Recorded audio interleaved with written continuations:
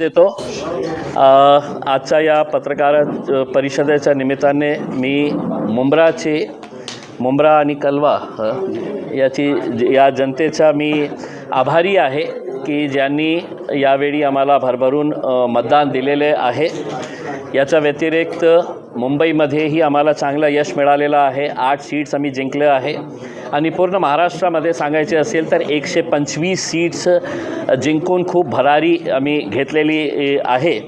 आणि जेव्हा या पक्षाच्या बाबतीत लोक बोलायचे हे जातीवादी पक्ष आहे, हे असा पक्ष आहे, तसा पक्ष आहे, आणि आतासुद्धा ज्या प्रकारे सोशल मीडियावर आणि काही मीडिया चॅनल्सवर डिबेट्स सुरू आहे की MIM इतकं मोठं कसं होऊ शकतं। संविधानाने आम्हाला अधिकार दिलेला आहे आणि देशामध्ये मला असं वाटत नाही कोणता दुसरा नेता असदुद्दीन ओवैसी साहेबपेक्षा जास्त मोठा आहे, जे वारंवार लोकसभेमध्ये संविधानाला आपण कसा वाचवू शकतो, या देश संविधानाप्रमाणे आपल्याला चालवायचं आहे, हे वारंवार ते लोकसभेमध्ये बोलत राहिलेले आहे। पण दुर्दैवाने या देशामध्ये मागच्या 10 वर्षामध्ये जेव्हापासून भारतीय जनता पार्टी सत्तेमध्ये आली तर त्या दिवसापासून या देशाला आपल्याला हिंदू राष्ट्र करायचं, भगवाकरण करायचं या देशाचा, आणि कशा प्रकारे जाती धर्मामध्ये तेढ निर्माण करण्याचं काम फक्त सत्ता घेण्यासाठी जे राजनैतिक पक्ष हे करत आहे, आम्ही त्याची निंदा करतो। आणि जेव्हा हे याची निंदा करतो त्याच्यामध्ये सर्वप्रथम भारतीय जनता पार्टी, त्याच लाईनमध्ये एकनाथ शिंदे साहेबांची शिवसेना, अजितदादाची NCP, हे सगळं याच्यामध्ये सामील आहे की आता आपल्याला सत्ता पाहिजे तर कोणत्याही लेवलवर आपल्याला जायचं आहे।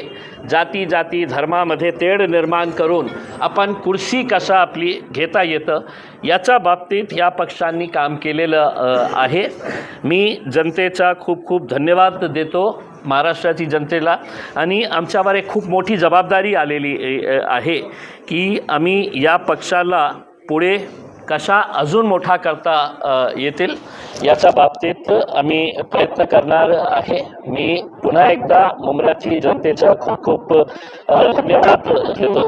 आणि जेव्हा देश या गोष्टीची चर्चा होतो की MIM हिरव्या रंगाचा आहे, त्यावेळी MIM एका हिंदू बांधवाला, विजय ओबाले याला MIMची जबाबदारी मुंबई महानगरपालिका BMC मध्ये आमच्या पार्टीचा प्रतिनिधित्व कोणी करणार असेल, नेतृत्व करणार असेल तर ते आमचा एक हिंदू बांधव आहे, ज्यांना आम्ही तिकीट देऊन मुस्लिम बहुल भागातून त्याला निवडून आणलेलं आहे आणि त्याला आम्ही BMC मध्ये गट नेत्याची जबाबदारी दिलेली आहे।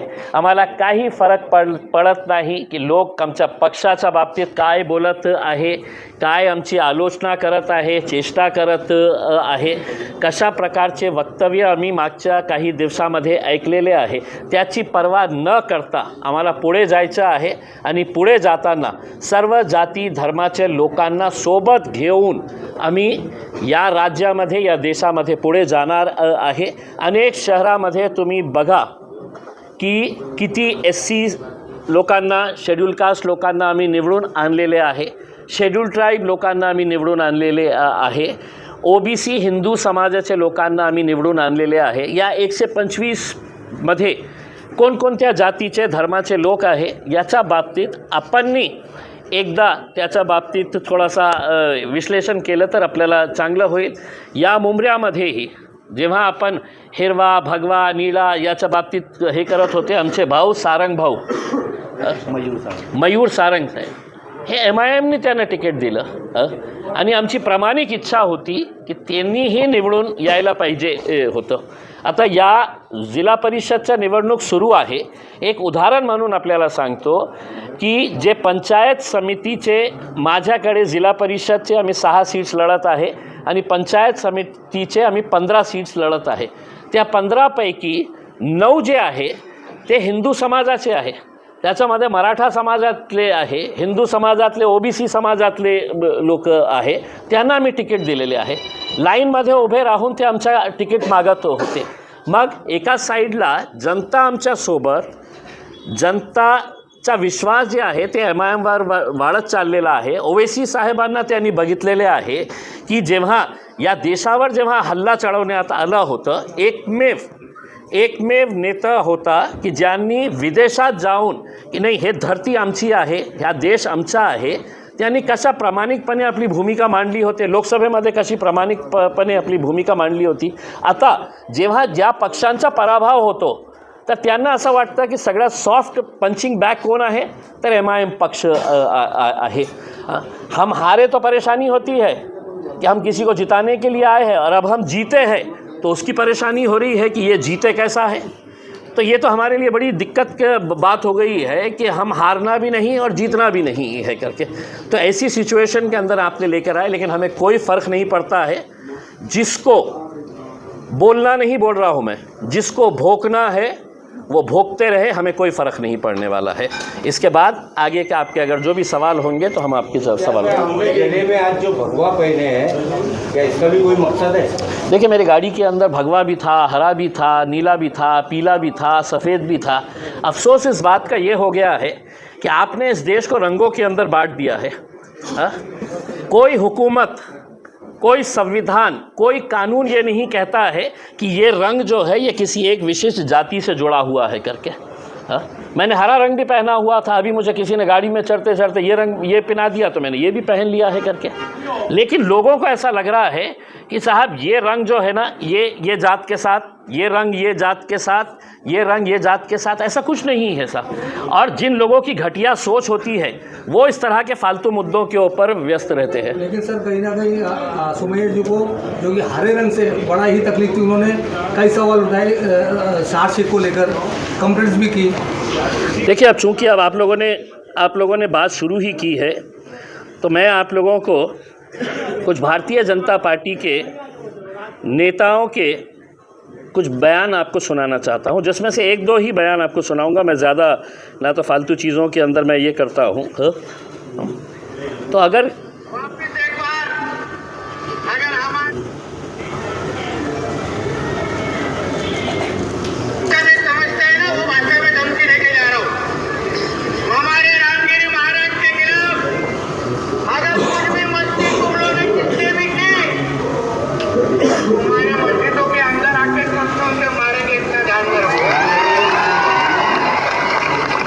तुम्हारे मस्जिदों के अंदर आकर घुसकर तुम्हें मारेंगे. मैं अब मुमरा की पुलिस से एक सवाल करने के लिए आया हूँ. इसको नोटिस दिए थे आपने? हर रोज़ अहमदनगर का एक MLA अजीत पवार की पार्टी का मुसलमानों के ख़िलाफ़ जहर उगलता है. भाजपा की एक महिला है, हर रोज़ मुसलमानों के बारे में जहर उगलती है. कितने लोगों को आपने नोटिस दिए हैं, मुझे ये बताइए. क्या कानून इनके लिए अलग है? क्या कानून हमारे लिए अलग है? सिर्फ एक तोतला आके यहाँ पर खड़ा हो जाएगा 2-5 लोगों को लेकर. तो मैं मुमरा पुलिस को ये कहना चाहता हूँ, अगर ये तोतला जितने लोग तुम्हारे पुलिस स्टेशन में लेकर आया उससे 10 गुना लोग हैं तो मैं तुम्हारे पुलिस स्टेशन में लेकर आ सकता हूँ. हमें कोई इसका है तो राजनीतिक कोई खेल नहीं खेलना है. हम जीत कर आए हैं, हमारी जिम्मेदारी बड़ी है. हम सभी जात, धर्म और मज़हब के लोगों को साथ में लेकर चलना चाहते हैं. लेकिन एक बच्ची के बयान के ऊपर आप इतना बड़ा बवाल मचा दे रहे हैं. देश भर में है तो डिबेट चल रहा है, यानी कि देश भर के अंदर और कोई मुद्दा बचा ही नहीं है करके. और वो आके कहते हैं कि नहीं साहब हमने है तो कंप्लेन दे डाले है, एक्शन लेना. किस कानून के तहत एक्शन लेना है? मैं उस तोतले से पूछता हूँ, बताओ मुझे कौन से कानून के तहत. मैं मुमरा की पुलिस से ये सवाल करने के लिए आया हूँ, कौन से कानून के तहत तुमने है तो ये नोटिस दिए हैं हमारी बच्ची को? या हुकूमत, एक सुनिए पहले, हुकूमत आपकी है तो क्या मतलब ये है कि कानून आपके हिसाब से चलेगा? किस सेक्शन के अंडर में है तो आपने ये दिए हैं? क्या ऐसा आपको ये लगा है? ये इनके भारतीय जनता पार्टी के पिल्ले रोज़ है तो मस्जिदों में घुस के मारेंगे, पाकिस्तान चले जाओ. तुम्हारे बाप का सूरत तक तुम देख नहीं पाएंगे करके, ये इस तरह के बयानात देने वाले महाराष्ट्र की पुलिस क्या इन लोगों की गुलाम हो चुकी है? मुंब्रा की पुलिस इतनी डरती है कि ये 4-6 चिल्लर लोग आ जाते हैं, और है तो आप नोटिस इशू कर देते हैं करके। किस बुनियाद के ऊपर आपने नोटिस इशू किए हैं करके?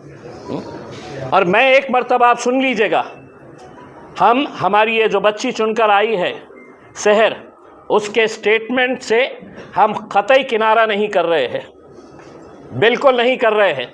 हम पूरी तरह से पूरी मजबूती के साथ मजलिस इत्तेहाद और मुस्लिमीन एक बार फिर से कहकर जा रहे हैं कि सिर्फ मुंब्रा की क्या बात कर रहे हैं तुम।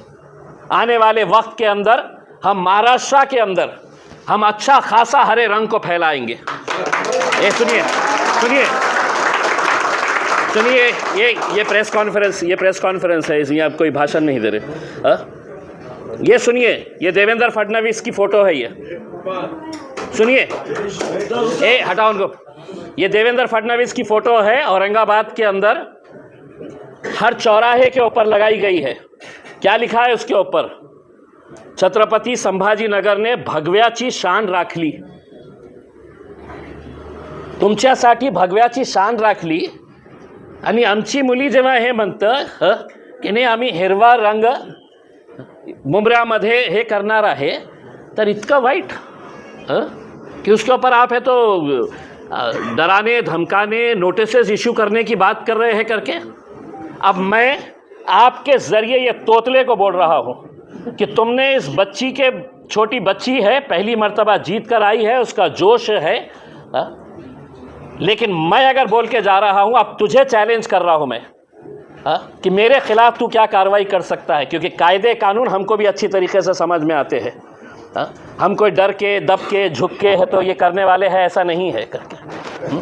और मैं एक बार फिर से ये बताना चाहता हूँ, अगर तुम्हारी भारतीय जनता पार्टी की हुकूमत है महाराष्ट्र के अंदर और तुम ये समझ रहे हम कुछ भी करेंगे, मुंब्रा के अंदर अगर दोबारा ये तोतला यहाँ पर आया तो एक बात समझ लेने का, मैं दोबारा यहाँ पर आऊँगा और भरे चौराहे के ऊपर बड़ा स्क्रीन लगवाकर उसकी जो ब्लू फिल्म है, मैं है तो वो फिल्म है तो भरे चौराहे के ऊपर दिखाऊंगा। तुम हमको सिखा रहे हो, तुम्हारा खुद का चरित्र क्या है तुम देखिएगा। और तुम ये समझ रहे होंगे कि भाई मैं आऊँगा, आके है तो यहाँ पर पुलिस वालों के ऊपर दबाव देकर चला जाऊँगा करके। तो इनकी पार्टी गुंडे और मवालियों से भरी पड़ी हुई है। पुलिस अगर इनको कंट्रोल नहीं कर सक रही है तो आप हमारे ऊपर दबाव डालेंगे कि नहीं साहब ये आया था, कौन है, उसका वजूद क्या है, क्या ये? पण साहेब, पोलिसांनी आज एक स्टेटमेंट जारी केले की त्यांनी त्यांच्या वक्तव्याची माफी मागितली, म्हणून माफी मागितली गेली आहे की नाही, तर स्पष्टीकरण आलेलं। देखिए, इस बच्ची के ऊपर जिस तरीके से उनके परिवार के ऊपर जिस तरीके से प्रेशर लाया जा रहा था, उसमें हमने कहीं पर भी आज हमने मीटिंग लेकर ये कहा है कि देखिए हमारी जीत हुई है, हमें लोगों ने है तो आवाम ने है तो कबूल किया है, एक्सेप्ट किया है। हमारे अंदर ह्यूमिलिटी होनी चाहिए, हमने लोगों का धन्यवाद अदा करना चाहिए, हमने लोगों के अंदर एक पैगाम देना चाहिए कि साहब इतने सारे लोगों ने हमको वोट दिया है, अब हम मुंब्रा के विकास के लिए आगे बढ़ना चाहते हैं। मुंब्रा का विकास करते वक्त जब हम सड़क की बात कर रहे हैं तो सड़क के ऊपर कोई एक जाति के लोग नहीं चलने वाले हैं। जब हम कचरा उठाने वाले हैं तो वो कचरे की बदबू सिर्फ एक समाज को सताती है, दूसरे समाज को सताती है, ऐसा नहीं है। ड्रेनेज अगर है, इंफ्रास्ट्रक्चर अगर नहीं है, तो ये सब चीज़ें जो है हम मुंब्रा के विकास के लिए। लेकिन सारे लोगों को तकलीफ़ इस बात की सता रही थी कि एमआईएम 125 सीटें कैसा जीत गई, गोवंडी के अंदर है तो हमने मुंबई में 8 सीटें कैसा जीत गए हैं, मुंब्रा के अंदर हमने 5 सीटें कैसा जीत गए हैं करके। भाई आप लोगों की ये जिम्मेदारी थी कि एक यंग लड़की, पढ़ी लिखी, हाईली एजुकेटेड बच्ची, जिसको कितने दिन सताया गया है उसके परिवार वालों को कि हम टिकट दे रहे, अभी दे रहे, सुबह दे रहे, रात में दे रहे, आधी रात को दे रहे हैं करके, उसमें मेहनत करे, रास्ते के ऊपर आए, लड़े झगड़े, उसके ऊपर पुलिस नोटिस दे रही है। और नोटिस देकर हमने कल साफ कर दिया था मैंने खुद ने, मेरे पार्टी के अध्यक्ष बैरिस्टर असदुद्दीन अवैसी साहब ने, हमने अपने तौर के ऊपर यह फैसला किया था कि शहर ने जो भी स्टेटमेंट दी है वो पार्टी का स्टेटमेंट है, पार्टी उसके साथ पूरी तरीके से खड़ी हुई है करके उसमें। लेकिन अगर तुम लोकल लेवल के ऊपर कि पुलिस वाले आने वाले हैं, पुलिस वाले आके उठा के लेके जाएंगे, ये करेंगे करके उसके अंदर, तो आज ये स्टेटमेंट शहर का ख़त्म हो चुका है। अब इम्तियाज़ जलील ये स्टेटमेंट देकर जा रहा है और वो तोतले को बोल कर जा रहा है, तू एक बच्ची को बच्ची समझकर तू समझ ये कर रहा था, अब मेरे खिलाफ तुझे क्या कार्रवाई करने का है कर ले। माफीनामा दिला है कि नहीं? एक लेटर वायरल हुआ है, एक लेटर वायरल हुआ है जो कॉपी टू किरीट सोमैया है और वो पुलिस ने दिया है और उसमें उन्होंने कहा है कि शहर ने नोटिस के बाद पुलिस डिपार्टमेंट में आकर स्टेटमेंट दिया है और उस स्टेटमेंट में लिखित में उस अपने बयान के लिए शहर ने माफी मांगी है। देखिए काय है की शहरला आम्ही प्रश्न विचारलो होतो याच्या बाबतीत आणि तिला स्पष्टपणे आम्ही सांगितलं होतं की कोणत्याही प्रकारे आपल्याला माफी मागायची नाही आहे।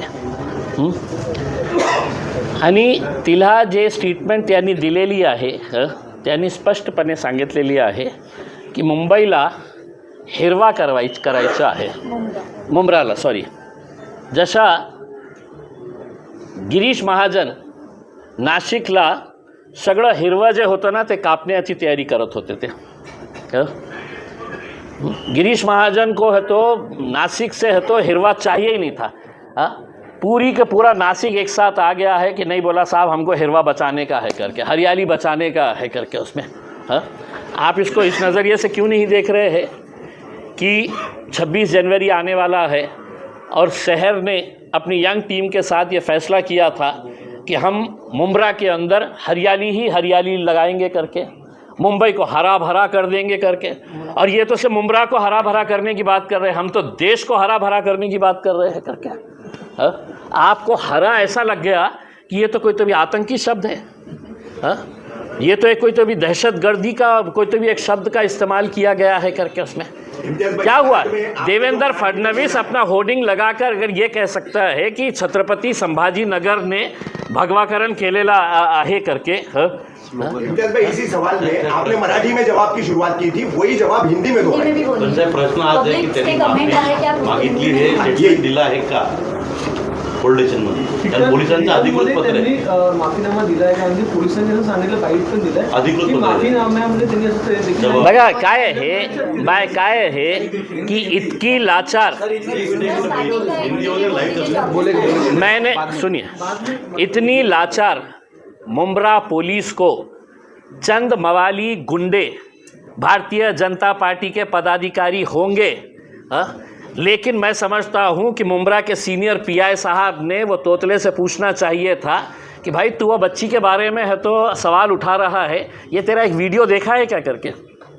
सीनियर साहब को मैं भिजाऊं क्या उनका वीडियो, किरीट सोमैया का वीडियो भिजाऊं मैं? तो आप ये इस बच्ची के ऊपर, उनके परिवार वालों के ऊपर जितना प्रेशर लेकर आ रहे हैं, अब अगर ये बच्ची को ऐसा लगता है कि मेरे ऊपर बहुत ज़्यादा प्रेशर आया है, मेरे काम का फोकस हट रहा है, इतने ज़्यादा हेट मैसेज सोशल मीडिया के ऊपर उसके ख़िलाफ़ ये किया जा रहा है एज इफ़ कोई एक नया टेररिस्ट इस देश के अंदर आ गया है करके। भाई हरे रंग का, उन्होंने भगवे रंग का बोले है करके। इस देश के अंदर एक नचनिया है, सुनिए, हर दूसरे दिन मुसलमानों पाकिस्तान चले जाओ करके, क्यों उसके जहेज में आया था हिंदुस्तान? आप बोलते रहेंगे और हम खामोश रहना, ये अगर आप उम्मीद कर रहे हैं तो हमारी एक बच्ची अभी नई नई राजनीति के अंदर आई है, आप उसको दबा सकते हैं, लेकिन हम उसके साथ पूरी तरीके से खड़े हुए हैं और जो जिस लहजे के अंदर सवाल करेगा उसी लहजे के अंदर हम उसको जवाब देंगे।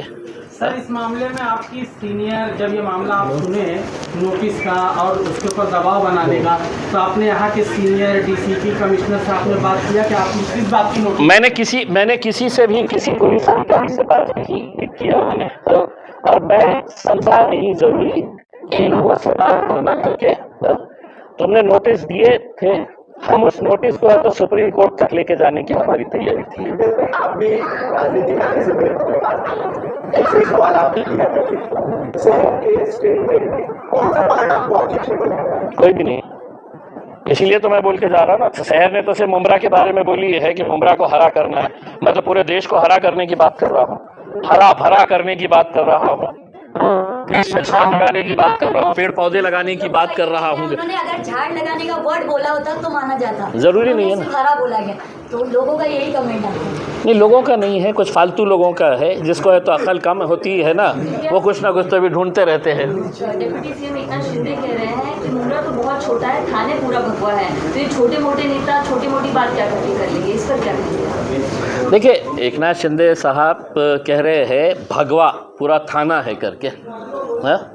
तो वो जायज़ है, वो जायज़ है, वो लीगल है, वो सब कानून के दायरे में बैठता है। और अगर मैं ये कह रहा हूँ कि मुमरा हरा है, मुमरा हरा भरा है, तो उसमें है तो पूरा कानून का उल्लंघन हो गया है और देश के अंदर कोई गंभीर मुद्दा बचा नहीं है।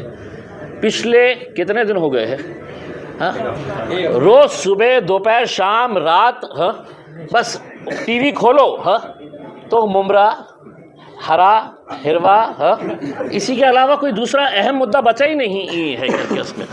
इम्तियाज भाई, अभी आप और एकनाथ शिंदे साहब हमको नहीं बताए हैं। अगर एकनाथ शिंदे साहब के लिए अगर मैं मुंह खोला तो फिर मेरे हिसाब से उनके लिए भी तकलीफ हो जाएगी। अब हम चुनकर आए हैं, उनका भी साथ चाहिए, थाने के उन्होंने यहाँ के सर्वे सर्वा है उसमें, लेकिन उनको एक बात बता देना चाहता हूँ, भाजपा कब आपको उठाकर फेंकने वाली है, आप इंतजार करिए कितने दिन आप बचे हुए हैं करके। ऐसा दूध में से मक्खी निकालते हैं निकाल। इम्तियाज भाई, शहर की तरफ आते हैं, 5 नगर सेवक मिले इस चुनाव में आपकी पार्टी को, 5 से 25 बनाने की अगली रणनीति क्या होगी, किस तरीके से एमआईएम? देखिए, हमने अंदर बैठ के है तो यही बात किए है कि हमारे जो बाकी के जो एक पैनल 9,500 वोट एक ने लिया है, 9,000 9,500 लोग, इसका मतलब ये है कि 9,500 लोगों ने आपको अपना नेता कबूल किया है, मान लिया है करके।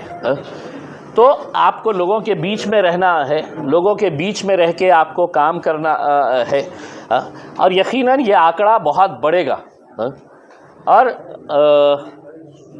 अच्छे तरीके से और भी मुमरा के अंदर मजलिस कैसे फैल सकती है, देश में कैसे फैल सकती है, हरा भरा मजलिस को कैसा किया जा सकता है, हम करेंगे पूरी तरीके से। एकंदरीत तुमचे जेवढे कॅन्डिडेट होते त्यांनी एकंदरीत 70 ते 80,000पर्यंत मतं घेतलेली आहे। येणाऱ्या विधानसभा निवडणुकीमध्ये याचा फटका जो आहे तो स्थानिक आमदार जे आहेत त्यांना बसू शकतो का? तुमच्या माध्यमातून कुठला कॅन्डिडेट जो आहे? आम्हाला काही देणं घेणं नाही, कोणाला फटका बसणार, कोणी टपकणार, कोणाचा काय होणार करके आम्ही आमच्या बाबतीत विचार करणार। आम्ही जिथे निवडून येऊ शकतो आम्ही त्या ताकदीने आम्ही इलेक्शन लढणार आणि स्वाभाविक आहे हजारोंच्या संख्येने जेव्हा लोक तुम्हाला मतदान करतं तो हवा बदल रही है ये समझ में आता है। प्रश्न त्याला थोडं पुढे टाकतो, कारण का आव्हाडांच्याच विरोधामध्ये भाषणामध्ये वक्तव्य केली जात होती आणि त्यांचा ते आमदार आहेत गेल्या अनेक वर्षाचे आमदार आहेत, म्हणून त्यांनी असं विचारलं की आता जी ताकद वाढली येणाऱ्या विधानसभामध्ये एमआयएम तिथे पूर्ण इथे आपला आमदार म्हणून आले का? इच्छा तर आहे, खूप इच्छा आहे। आमदार काय खासदारकीचाही विचार, खासदारकीचाही विचार, दोनों का पूछना है सर, खासदारकीचाही विचार करू शकतो उसमें। क्या है कि एक मर्तबा जीत हासिल होने के बाद आपके भी हौसले बुलंद होते हैं इसमें। आज तक हमारे पास जो नौजवान तबका था, यंगस्टर्स थे, वो मजलिस के साथ जुड़े। अब आज हमारे पास डॉक्टर आसिफ जैसे लोग हैं, के जैसे बिल्डर है, और भी अच्छे अच्छे लोग जो है वो आज मजलिस के साथ जुड़ रहे हैं। और समाजवादी पार्टी के बड़े बड़े नेता हमारे साथ, मन्नान भाई समाजवादी पार्टी के अध्यक्ष हैं। जितना मजलिस के जीतने की हमको खुशी थी उतना ही अफसोस मुझे ज़ाती तौर के ऊपर इस बात को लेकर है कि मुंबई में ये 2 सीट जीते कैसा करके। परंतु वो भी नाही। ज्यावेळी किरीट सोमय्या मुंब्रा पोलीस स्टेशनला आले त्यांनी असं सांगितलं की मुंब्रामध्ये राहणारे जे 20% हिंदू आहेत ते खतऱ्यामध्ये आहे। शेरशेखीने जे बयान दिला होता, तुमच्या पक्षातल्या कुठल्याही अध्यक्षांनी किंवा इतर नेत्यांनी मुंब्रा पोलिसांना भेट दिली नाही, त्यांनी जाब देखील विचारला आहे की मुंब्र्यातले 20% हिंदूंना आमच्या एका ज्या नेत्यांमध्ये वक्तव्य आलं त्यामुळे पुढे धोका नाही असं त्यांनी पुन्हा विचारलं आहे। अच्छा, मी आपल्याला विचारतो हे प्रश्न सेहर शेखचं जे स्टेटमेंट आहे ते कोणत्या आधारावर हे महाशय म्हणतात की एका प्रकारे तिने हिंदू लोकांना त्यांनी धमकावले की येणाऱ्या 5 वर्षामध्ये तुम्हाला इथून आम्ही हाकलून देणार आहे करके. आम्ही असं म्हटलं असते, तिचं स्टेटमेंट असं असलं असतं तर एक हिंदू भाऊ आज आमच्या स्टेजवर सोबत आहे का नाही आहे.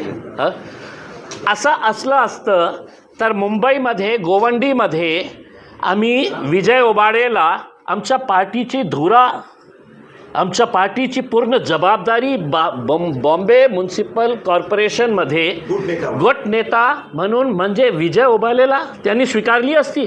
ते तर म्हटलं असतं की साहेब तुमची कॉर्पोरेटरनी असं म्हटलेले आहे की आम्ही सगळं हिंदूंना. काही नाही आहे. त्यांना काय आहे की चीप पब्लिसिटी पाहिजे असतं. चीप पब्लिसिटीसाठी ते कोणत्याही खालच्या लेवलवर जातं. आणि भारतीय जनता पार्टीचे काही नेत्यांना अशी सवय लागलेली आहे कि जहाँ पर भीड़ दिख गई वहाँ पे पहुँच जाओ. उनको मालूम है कि फुकट में मजलिस के नाम के ऊपर कुछ तो मिल जाएगा करके. तर त्याच्यामध्ये आमचे एक अमरावतीची एक बाई आहे, तिला MIM शिवाय काही जमत नहीं. भारतीय जनता पार्टी से एक छोटा सा एक नेता है वाले ही मांग कर रहे हैं क्या कि उसी को पार्टी से निकालो. किसको? आप जिक्र कर रहे हैं अमरावती वाली का. खुद बीजेपी वाले अभी वहाँ के लोकल कार्यकर्ता जो है वो डिमांड कर रहे हैं कि उसको पार्टी से निकाला जाए. देखिए मैंने मनपा चुनावों के बाद मैंने अभी उनका एक स्टेटमेंट सुना है कि इस देश के अंदर अगर रहना होगा तो सिर्फ भगवा और नीला चलेगा. इनको तो नीला भी नहीं चलता है साहब. भाजपा को नीला भी नहीं चलता है. पहले वो सोच रहे हैं कि हरे को निपटाए फिर नीले पे आए करके उसमें. उनकी षड्यंत्र, उनकी साजिश यही है. लेकिन उनको ये नहीं मालूम है कि हरे को निपटाने के चक्कर के अंदर नीला भी हमारे साथ जुड़ा हुआ है करके. और अब भगवा भी हमारे साथ में आ गया है करके. क्योंकि धीरे धीरे लोगों को ये बात समझ में आ रही है. जिस एकनाथ शिंदे साहब का आप जिक्र कर रही है मैडम, एक खासदार, 5 आमदार, एक पालक मंत्री मेरे शहर के अंदर. हमने 33 सीटें जीते, वो 13 सीटें जीते. इसी को जोड़ के सवाल है कि BMC चुनाव में 2 भाई साथ भी आए, उसमें से एक भाई की पार्टी आपसे भी कम सीट लेकर आई. क्या कहेंगे इस स्थिति पर, जिस तरह की भविष्य में स्थिति पर? देखिए लोगों को समझ में आ रहा है, लोगों को समझ में आ रहा है कि राजनीति के अंदर कैसे घटिया खेल किए जा रहे हैं. जो एकनाथ शिंदे साहब है तो हमारे ऊपर उंगली उठा रहे हैं. आज हमारे पास अगर पैसा रहेगा तो हम भी हेलीकॉप्टर लेके जाके उनको गुवाहाटी टहला के लेके आ सकते हैं करके. ये इतना खुले तौर के ऊपर कोई बोलता नहीं है, हम बोलेंगे. आपकी इजाजत तो सिर्फ एक सवाल शहर से किसी टॉपिक पर आपके पार्टी ने जो स्टँड लिया सर, पण ज्या पद्धतीने किरीट सोमय्या यांनी मुंब्रा पोलिसांना भेट दिली, त्यांनी असं सांगितलं की शहर शेख यांनी जे माफीनामा लिहून दिलेला आहे ते मला मान्य आहे. अरे तुम्ही आहे कोण? आणि त्यांनी असंही सांगितलं की राज्यामध्ये देवेंद्र फडणवीस यांची सरकार आहे, त्यामुळे कोणालाही घाबरायची गरज नाही असं त्यांनी म्हणाले. या माणसाला तू आहे कोण रे बाबा? काय आहे तो? कोणची कॉन्स्टिट्यूशनल पोस्टवर बसलेला आहे? कोणता अधिकार आहे तुम्हाला की आम्हाला मान्य आहे आम्ही पोलीस स्टेशनला गेलं? अरे आता मी जाऊ शकतो ना पोलीस स्टेशनला आणि बघायचं आहे का तो तोतल्याला की मी किती लोकांना घेऊन जाऊ शकतो? जाऊ शकतो ना बाबा. पण असं दाखवायचं की म्हणजे खूप मी महान आहे, खूप मोठा नेता आहे. अरे चिल्लर, आता आम्ही गिनतच नाही त्याला. म्हणजे माझ्यासाठी म्हणजे हे किरीट सोमय्यासारखे चिल्लर लोकांना मी मतलब भावच देत नाही आहे. त्यांचं काम काय राहिलेलं आहे? शहरामध्ये जायचं, तुमचं बद तिथे पेते वो पुलिस वाले परेशान हो जाते. साहब मेरे को एक पुलिस वाला बोला कि साहब वो उन्हें आता है, हमको इतनी प्रॉब्लम हो जाता है, उन्हें क्या बोलता है और हमको समझ में नहीं आता है करके. तो अब ये लोगों को क्या हो गया है कि इनको ऐसा लगता है कि हम MIM के अगेंस्ट नहीं बोले तो हमको मीडिया वाले दिखाएंगे ही नहीं, मीडिया वाले हमारे पीछे आएंगे ही नहीं करके. उसमें तो MIM के खिलाफ बोलते रहो तो मीडिया वाले बूम लेके घूमते रहेंगे उसमें. शहर मैं बोल दिया हूँ ना, शहर की तरफ से. देखिए प्रोटोकॉल के हिसाब से मैंने शहर की तरफ से, आप ये समझ लीजिएगा कि मैं शहर की तरफ से बोल रहा हूँ. आप शहर से क्या पूछना चाहते हैं मुझसे? हाँ, ये है. हाँ, उतना तो मैं भी चाहूँगा. उतना तो मैं भी चाहूँगा, ये रिकॉर्ड करिए आप लोग, बोलिए कैसे हराया। बोलो बोलो बोलो बोलो बोलो। थोडं मोठे नाही माईक आमच्या इकडे, थोड़ा आगे हो। जितने भी स्टेटमेंट्स इम्तियाज़ सर ने अभी आपको दिए वो सब मेरे दिल के स्टेटमेंट्स हैं। हमारे लीडर ऐसे हैं कि हमसे हर बात उन्होंने डिस्कस करी, ऐसा कुछ भी नहीं है कि किसी के प्रेशर में आकर के मैं चुप हूँ या मैं स्टेटमेंट्स नहीं दे रहा चाह रही। ऑलरेडी 3 दिन से नेशनल मीडिया ने घेरा हुआ है और इस तरीके से घेरा हुआ है कि सभी फॉल्स एलिगेशंस के साथ। लेकिन थैंक यू सभी उन इंडियंस का जिन्होंने मेरे हक़ में बात की। कई सारे नॉन मुस्लिम हिंदू भाई बहनों ने भी मेरे लिए वीडियोस बनाए और सोशल मीडिया पर अपलोड किए। दिल से आप सभी का बहुत बहुत शुक्रिया। और एक बार फिर से उन हारे हुए लोगों के लिए ये स्टेटमेंट खास सभी के लिए, कैसे हराया।